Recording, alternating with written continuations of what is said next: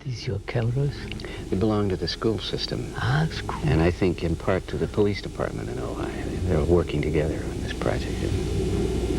Mr. Krishnamurti, you're talking now, working toward the realization of a new school in the Ojai Valley, an educational center.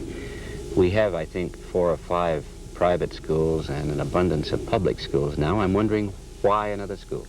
You're asking what's the difference between this school and the rest of the other schools? Certainly.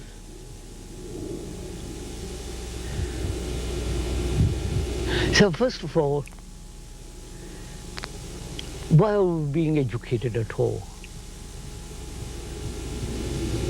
And when we are educated, public schools, private schools, universities and colleges and so on,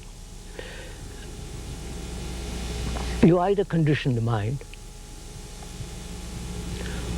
or you give emphasis to a particular segment of the brain, which is the cultivation of memory and the skill in action of that memory.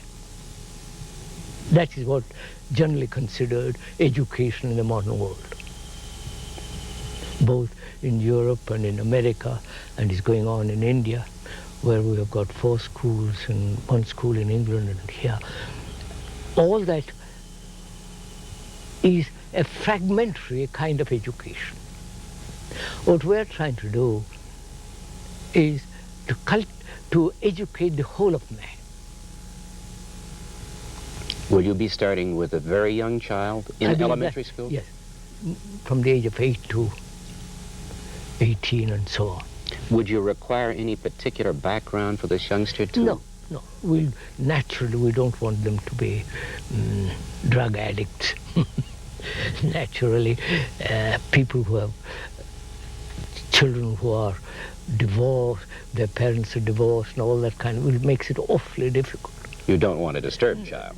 Disturbed child. Now, but we can have 1 or 2 of them, but not a whole group of them. Are you talking of a residential school? Residential and as well as partly non-residential. And you would offer a basic education, the kind that's required? Of course, standard, everything of that. Sure. First class, as we do in England and India, first class academic.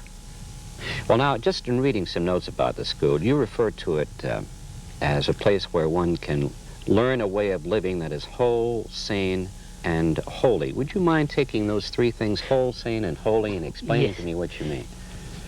You see, the word whole, if you look in a good dictionary, means healthy, physically healthy. That means non-drug, non-alcoholic, non-smoke, and the whole problem of keeping a body perfectly healthy with the right nutrition, good food, all that's implied. Then sane, that word sanity means a mind that isn't crippled by belief, by mind that is not conditioned by propaganda, that's capable of thinking clearly, freely, not bound to any particular tradition. Are any of us at 8 years of age, for example, in a position of where... Of course not, poor chaps. No, of course not. But that as they progress, as they grow older, that's what we're going to work between the teacher and the student, to have a right relationship between them, so that in discussing with them, both the teacher and the student uncondition themselves. That's the whole problem of education, not just going to school and, And holy means, whole means also holy. To treat life as something sacred, not just, After all, that is... Man is not just an animal and not just a technological entity. We want to respect nature. We want to respect other human beings, not become violent, not become brutal, selfish, all that's implied in that word, and much more holy. Do you see a tendency today in school systems throughout the world to dwell on material things primarily, how to function in society? Obviously.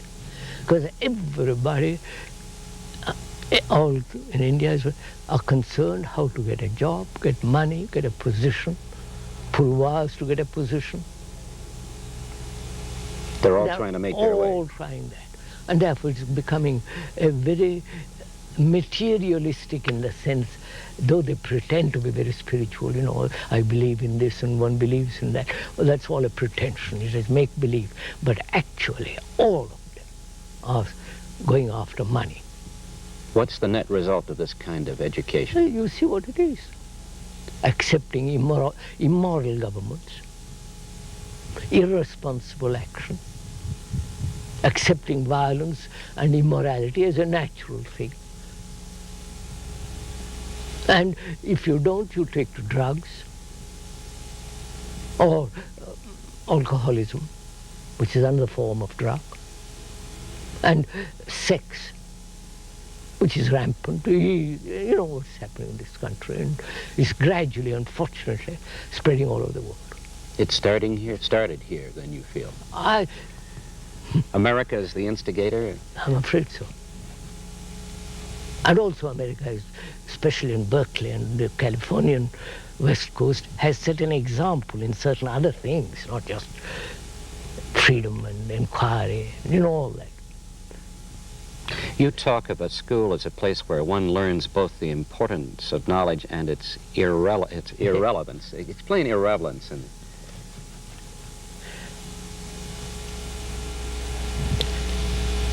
You know, sir, what is the function of knowledge? What is the function of accumulated experience, technologically, scientifically, sociologically? It becomes knowledge. Stored up in the brain, stored up as a remembrance which will help you to act skillfully. That is the function of knowledge, both extreme form of science, you know, all that. And if we function only in that realm, we are merely becoming computers. We have no life of our own. You know, I mean, not life of our own. We have become, through thousands of years, our brains are excellent computers. Not as good as the real electronic computers, but not so good. But we function automatically, mechanically, superficially. Now, when one realizes the superficiality of mechanical way of living, a repetitive way of living, a second-hand way of living, because all knowledge is second-hand. The original man may have a new knowledge, but it becomes second-hand next minute. If you live in that, there is actually no freedom. It's like having an excellent computer and talking about freedom. It is irrelevant. And you must have freedom to learn. You must have freedom to inquire. I mean, take the whole Christian world and Christian belief and Christian, like the Hindus or Muslims. I'm taking Christianity as an example. I'm not running down Christianity. Yeah. As an example, they are conditioned to certain forms of belief. Dogma, rituals, tradition. And so gradually, what should be a human inquiry into a reality, into truth, becomes an acceptance of faith or belief or a dogma, or constant repetition of rituals. Therefore, I feel knowledge has its place. It must have its place, otherwise you couldn't do all this.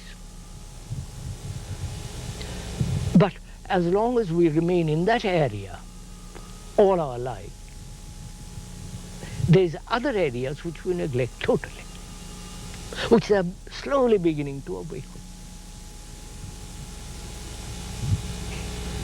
Are they beginning to awaken because of An awareness that No, we were missing these things? No. Unfortunately, I think they are awakening to it because there is a great deal of mystery involved in it. Great deal of mythology. Great deal of a sense of this is so limited, let's go and find something else which is more. It isn't the understanding and the relevance of knowledge and its irrelevance.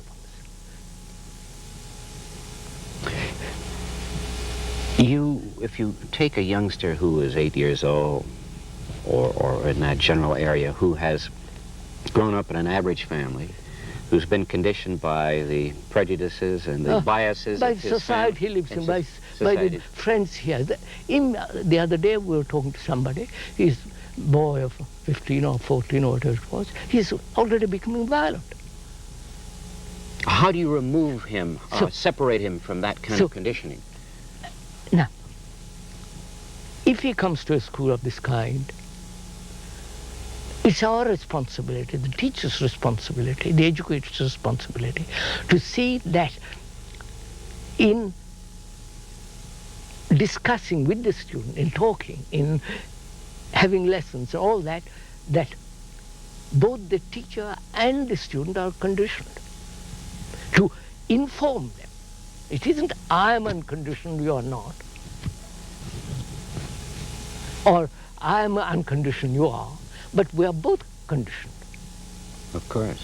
And let us see if we, through talk, through discussion, through watching, through observing ourselves, through all kinds of methods, uncondition ourselves. Because otherwise, we destroy each other. That's what's happening in the world. So your choice of teacher is really the key, isn't it? It must be extremely difficult to recruit. Extremely difficult. Because what is happening too in the world, an educator is ill paid, is not respected, and those who can't get good jobs turn up to teachers. You know all that business. And those who have good jobs become cautious and very conservative. Conservative. So we have tremendous difficulty in finding right teachers. How are you going about it at the present time? We are doing it by asking whoever is interested, come and stay with us, discuss it, go into it, see what we can do. It isn't for money. Of course you'll have to have money to live and all the rest of it, but primarily to bring about a different relationship between human beings, between the educator and the educated. Let's stop just a moment and talk about the physical entity that will be this school. Where will it be, and how might it begin in terms of buildings and so on? So, I don't know if you know Oak Grove down there. Where you talk from time to time. Yes. We've got that property now. And with an architect, we've been over it. There are about 100 acres there, all around there. 100 of the most beautiful acres in the world, I think. know. They are enchanted by that. And it is high up. It's like a nest. All town around is the manor oaks and all that hideous buildings. But on top there, it's completely like a new world. We've been there with the architect 4 or 5 times. We've more or less chosen the places with him. And we need money, you know, the whole business. Oh, sure. And as I understand it, the money derived from your talks here this year will go toward that school, I personally don't take money at all. I have no bank account. I don't go for money. The money doesn't, I horror of all that kind of stuff. I'm not a guru who's coining money and hoarding it up. They need money and donations, asking people, begging, passing the hat around. You'll start in a small way then? Oh, obviously. Undoubtedly. Obviously. Small and slowly, carefully. Not say, well, we're going to have 500 students right off. You can't. probably start with 30 or 20. Will it be more than a school? Will it be a meeting place, a place Yes, to meditate? So to that speak? is for the older. That's why we called it the educational center. A place where older people can come, think, discuss, exchange, meditate, go into things, go into themselves, transform. It's not just a meeting place. It is a very serious thing. Is it similar at all to the school in Brockwood Park, England? Yes. No, look, there are 4 schools in India. One is just going to be started. There will be 4 altogether. Those 4 schools, each school I started, I helped to start. I'm not boasting about it, I'm just helping to start. Each school should be different from the other, so that it's a creative thing, not just imitate each school. And Brockwood is entirely different from the Indian schools. And we want this school at Ojai to be entirely different from the other.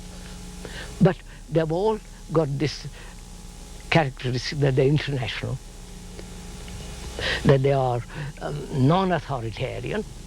We have a friend. Yeah. Non-authoritarian.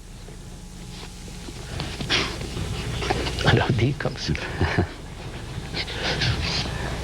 Non-hierarchical, the principal and then the student and all the rest of it. It's all together we are creating it. With the parents who take interest in the school, who come there and look at it, discuss it with us. It's a total thing, not we started and everybody looks on it.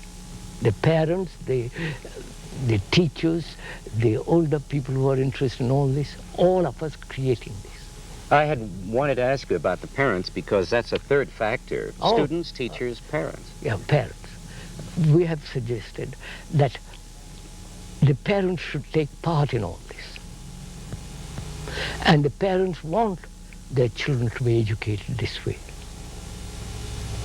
Not educated differently at school and go home and be, pushed in another direction. That will make the poor child, put the child in a great conflict.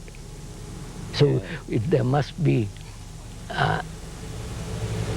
cooperation from the teachers, from the students, from the parents. And from the community to some extent. Community, if they wish to come into it.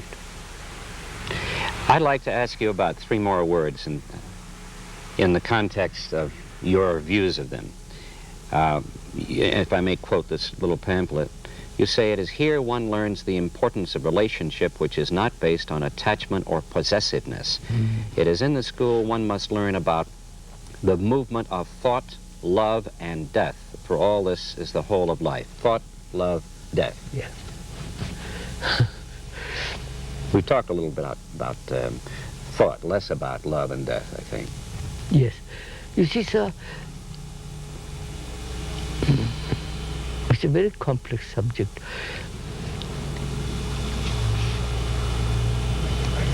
You see, the whole Western world, for the moment I'm talking, I'm not contrasting the Eastern world. The Western world is based on thought. Their religion is based on thought. To some extent. They invent the mysterious. Thought invents the Savior. Thought invents all the structure of religion. And you see all the economic relationship, they call it love, but it is essentially based on thought. I'm not saying it's right or wrong. I'm pointing out. With the result that one lives a totally contradictory life. You believe in morality and act immorally. This is so obvious what has happened in America during the last few years. Politicians, the whole business of it. So,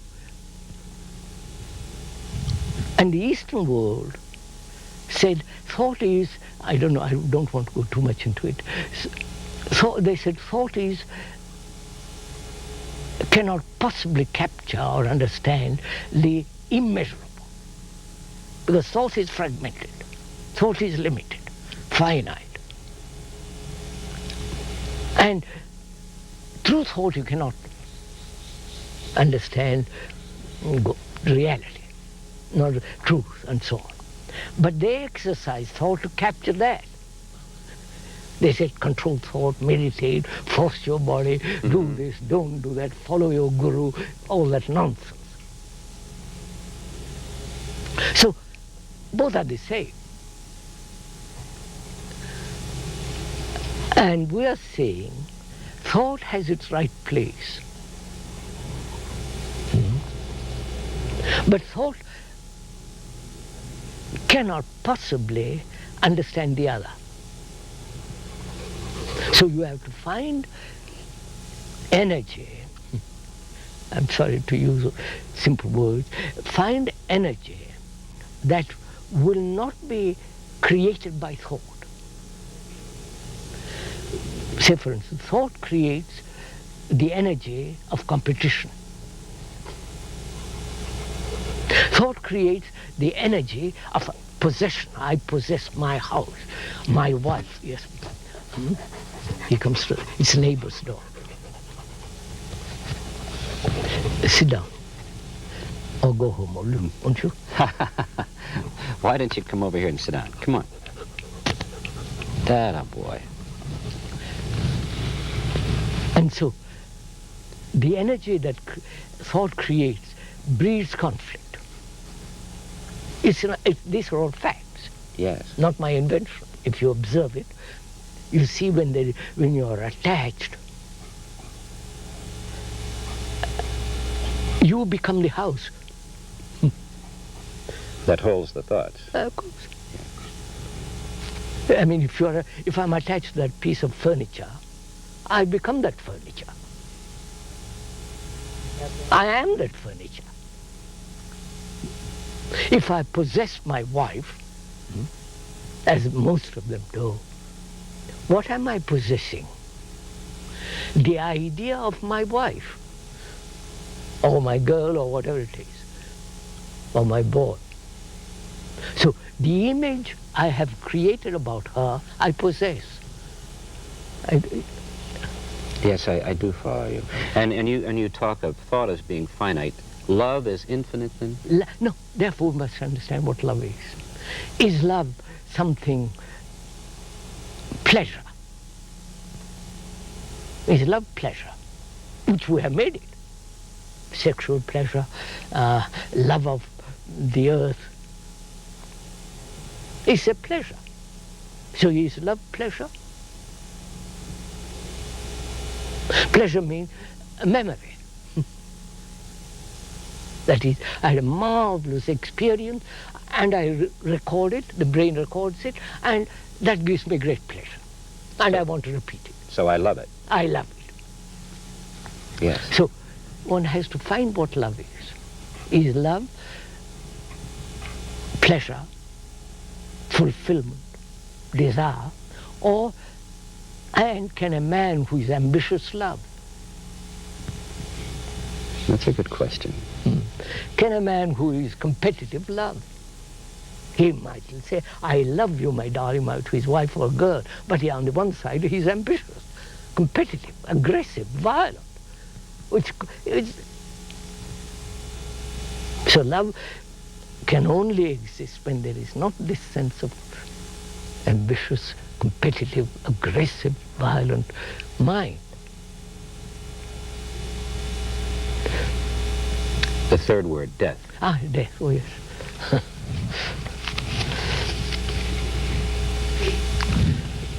So that's, do you want to talk seriously about it?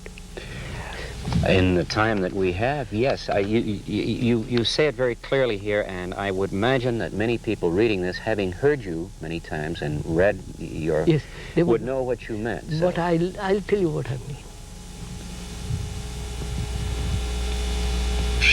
So the ancient Egyptians not the present Egyptians, fourth millennia. They believed in reincarnation. In India and in Asia, they believe in that. Believe that they are going to be born next life.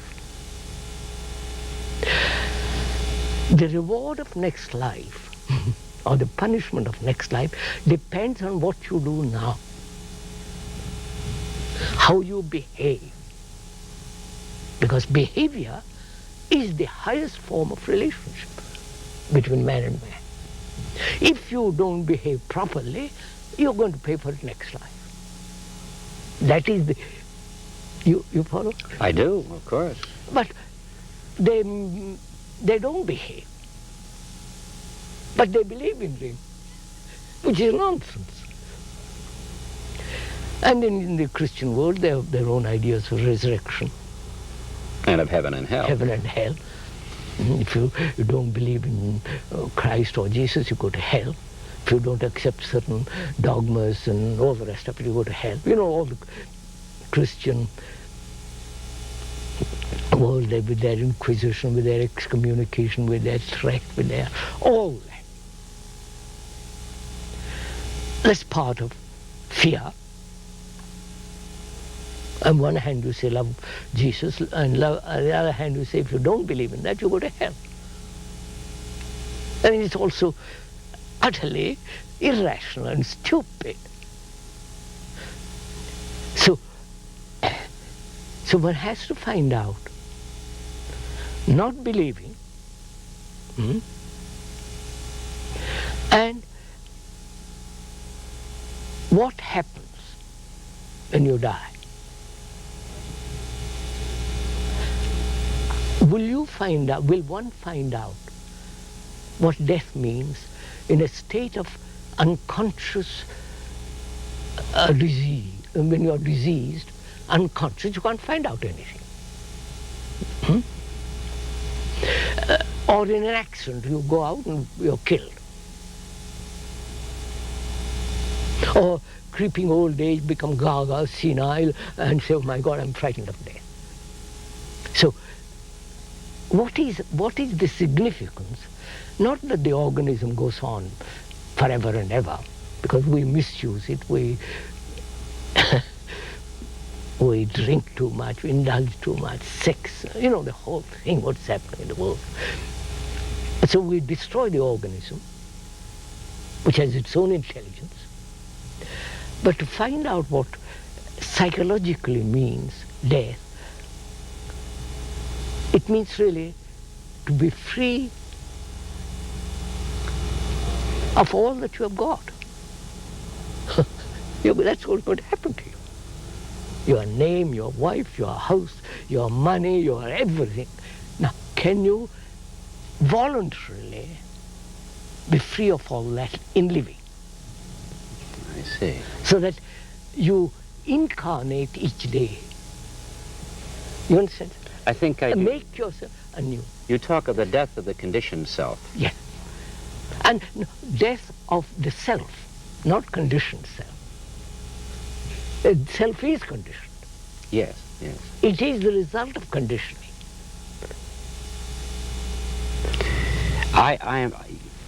There's one other basic question I have to ask you, and that's kind of all-encompassing one. You have traveled far and spoken often and have been heard by millions, and I wonder, and you've created several schools and another now in the offing. Do you feel that you have made a dent, that you've communicated meaningfully with large numbers of people? So. Do you feel that it's been worth the effort, is worth the effort? No, I would do it even if it was not there. If it had no result. I don't want a result. I don't seek a result. That's a horror. I'm like a man who said, asked me, how many disciples have you got? I said, forgot. You don't, by the number. This is what I want to say. Take it or leave it. This is real. Face it. It's a thing that every man has got to face. Whether you are, whatever it is, you've got to face this life. You've got to act righteously at now. Because otherwise we're destroying everything. We are destroying the whales, you know what's happening. Yes. We are destroying the earth. You have destroyed people by the million. The communists, the Christians, you follow? They've done all this. And I say, for God's sake, listen to what I'm saying. Don't accept it or don't deny it. Just look. Do we delude ourselves entirely when we feel that we have become, quote, civilized, unquote? I question what is civilization. So, 4,000 BC, somebody was telling, I don't read very much of these things, fortunately. When they built the pyramid, it was mathematically perfect. It expressed the circumference of the board. They said the earth was round. 4,000 BC millennia. Either we are evolving in the sense, becoming more inwardly concerned with life, not just getting money, cars, position, all the rest of it. Otherwise, what is the point of all this? What's the point of killing people in the name of nationality or whatever it is, of God? Young people increasingly seem to be asking that question. Yes, Is that encouraging to you? Do you? Yes, sir, but they won't stick to it. You see what is happening in America? All these gurus are creating such havoc in this country, bringing their old conditioned beliefs and theories and dogmas. It's just the same as the other Christian world had. Why are they getting such an acceptance? Because the Americans want something new. A new answer? The New old one answer. doesn't work? But the new answer is the clothed in different words. And they think this is marvelous, romantic. You're told not to drink or not to have sex or not to believe in Krishna. You follow all that business. And it's amusing for a little while, but you soon give that up and go after something else.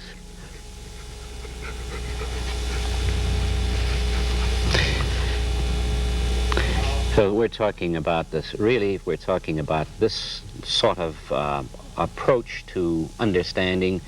It's no more important than an attachment to rock music, for example. And it's the same thing, whether you are attached to rock music or attached to an image or attached to a belief. It's exactly the same thing. How far are you along in recruiting teachers, and is there any deadline or goal for starting? No.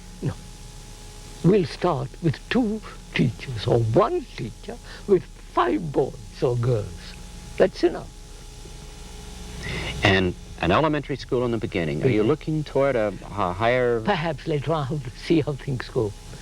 What's been your experience in other countries? Have you extended into the upper grades there? Oh, college and all the rest. Have you? Have they been going long enough so that you have any kind of conclusions? No. You see, sir, when we started in India, for example, we started having nothing. We slept on the ground, went to bed with the sun, got up with the sun, because there was no electricity, no lamps.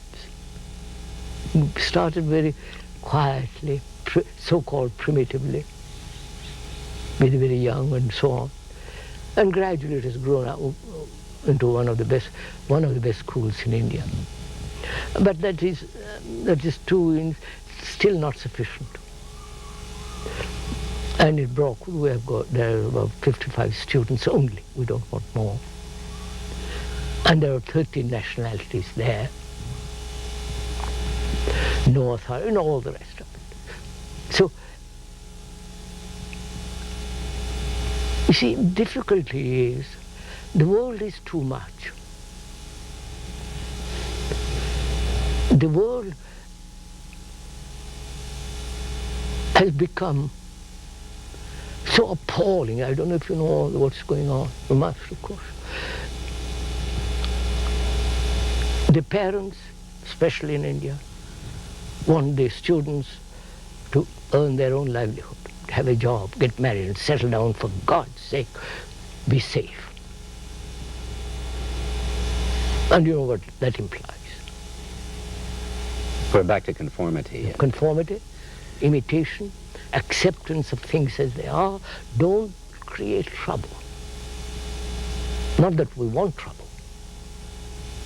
Trouble is there, but don't add more to it. Swallow it and stay with it. And that is, follow the tradition that's in India. Accept authority. Parents are right. If they say become an engineer, become an engineer. If they say do this and do that, follow the parents. They know better than you do. And here, and in Europe, they say, hell with all that. We want to do what we think is right. And they go off with a tangent like everybody else must.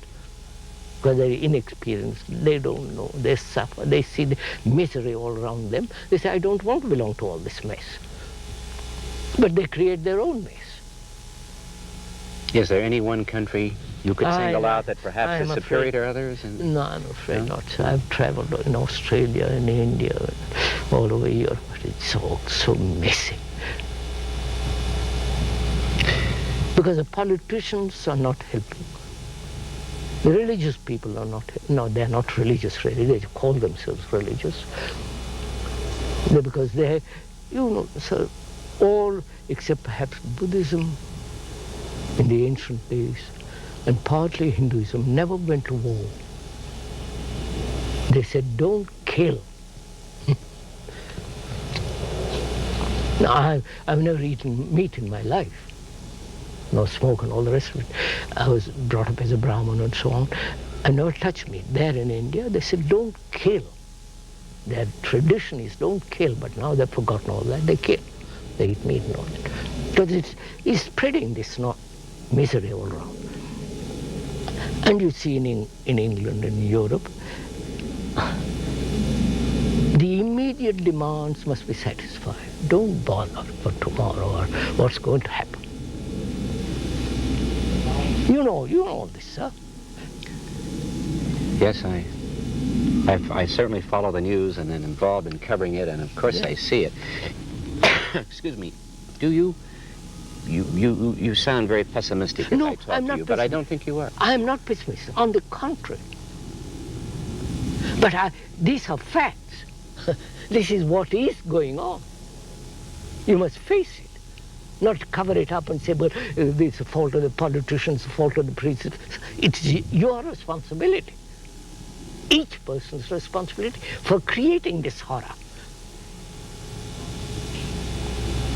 In a democracy such as we have, are there greater opportunities for correcting the greater situation? Opportunities and greater corruption. And greater corruption. But look at it, you know it.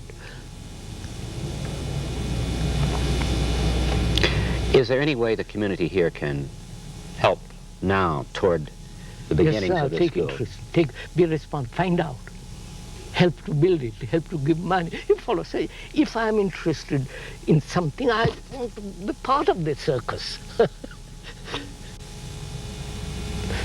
I think we become irresponsible by saying it's the fault of somebody else. It's the fault of the politician. Or say, politics will, if change, will solve all our problems. Of course not. Our problems lie much deeper in ourselves. We can hope there are a few political leaders, because of the power they wield, that may have some recognition of that. Do you think that there are? I've talked to many politicians. I've talked to cabinet members. And my Lord, some of them used to be my old friends. My God, sir. Once you get into power, something happens to them. They are decent people, uncorruptible, nice, friendly. They went around meeting, you know, none of the phony stuff. Moment they get into a position, something happens. Seems infallible, does it not? Infallible. Yeah. And therefore power is evil. I want to wish you a great deal of luck in your new venture here, and we'll be looking forward to your talks. Starting when? Saturday. This Saturday. Thank you very much.